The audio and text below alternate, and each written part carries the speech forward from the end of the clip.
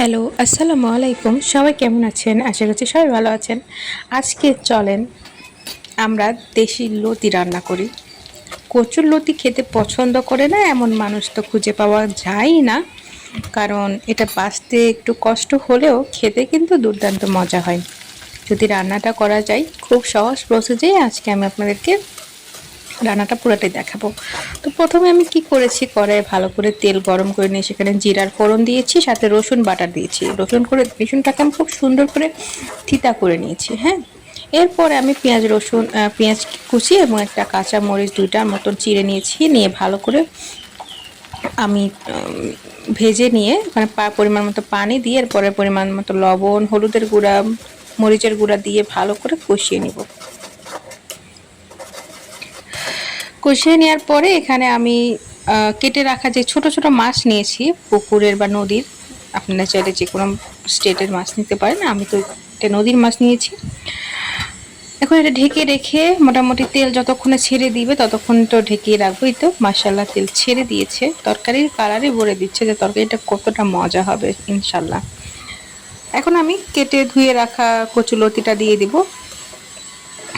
এই কয়টা বাছতে আমার কালকে অনেক টাইম লাগছে, তো যাই হোক আলহামদুলিল্লাহ বেছে নিতে পারছি। এটাই অনেক কিছু, একা হাতে সব কিছু সামলানো একটু অনেক কষ্ট হয়ে গেলেও কোনো অসুবিধা নাই, করতেই হবে। তো আমি ভালো করে ঢাকনা দিয়ে রেখে প্রায় 10 মিনিটের মতন হালকা মিডিয়াম হিটে আমি জাস্ট এটাকে সিদ্ধ করে নিয়েছি। মোটামুটি অনেকটাই সিদ্ধ হয়ে আসছে। আমি আরও 5 মিনিটের মতন ঢাকা দিয়ে রাখলাম।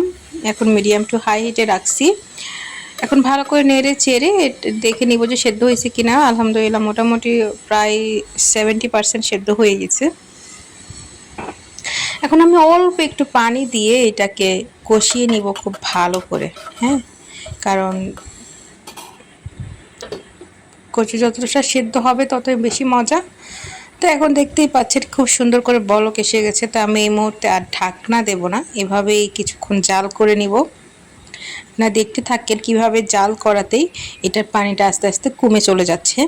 যখন এরকমভাবে তেল ছড়ে আসবে তখন বুঝতে পারবেন যে আপনার কচুর প্রায় 90% হয়ে গিয়েছে। আর যেই 10% আছে সেটা হচ্ছে, আমরা দেখি মাটির চুলাতে কিন্তু অনেক সময় জালে বসায় রাখলে কচুটা অনেক বেশি মজা হয়। ঠিক ওই রকম করে রাখছি আমি 10 মিনিটের মতন, খুবই মিডিয়াম মানে লো হিটে রেখে দিয়েছি। জাস্ট এই যে যেই রসটা বা তেলটা একটু বের হয়ে এসেছে, এটা যেন একেবারে পানি শূন্য হয়ে পুরাপুরি তেলে রূপান্তরিত হয়ে যায়, ঠিক ওই পর্যন্ত কিন্তু আমি এটা এভাবে রাখছি। আপনারা চাইলে ঠিক এভাবেও নামায় ফেলতে পারেন। এভাবে নামায় ফেললে কিন্তু খেতে আরও বেশি মজা লাগে, কিন্তু আমি এভাবে নামাবো না, আমি আরেকটু ভেজে নিব। কারণ যেহেতু আমি এটা ডালের সাথে সার্ভ করব আমার ফ্যামিলিকে, তো সেই জন্য আমার আরেকটু পানি বা কোনো রকমের আমি গ্রেভি রাখবো না। একেবারে তেলটা যেন একেবারে প্রপার সেপারেট হয়ে যায় তখন আমি এটাকে নামিয়ে নিব। তো এই যে আমি এভাবে কড়াইটাকে ঘুরিয়ে ঘুরিয়ে চতুর্পাশে ওই তেলটাকে নিয়ে এসেই ভাজতেছি। কারণ এখানে যেহেতু ছোট মাছ দিয়ে আছে, আমি যদি বেশি নাড়ি সেক্ষেত্রে দেখা যাবে মাছটা ভেঙে যাবে। এভাবে আমি রান্না করে নিচ্ছি। আরেকটা কথা, যেহেতু এখন দেশের ক্রান্তিক সময় চলতেছে, ভিডিওগুলো এডিট করে রাখছি, জানি না কবে নাগাদ ছাড়তে পারবো, বাট চেষ্টা করব খুব দ্রুতই ফেসবুকটা ইউটিউবটা যেন সচল হয়, আমরা যেন যারা কন্টেন্ট ক্রিয়েটর আছি তারা যেন ছাড়তে পারি ভিডিও আপনাদের মাঝে, যেন আবার নতুন নতুন রেসিপি নিয়ে নতুন নতুন কন্টেন্ট নিয়ে আসতে পারি। সেই পর্যন্ত ভালো থাকবেন, আল্লাহ হাফেজ, সবাই টাটা, বাই বাই।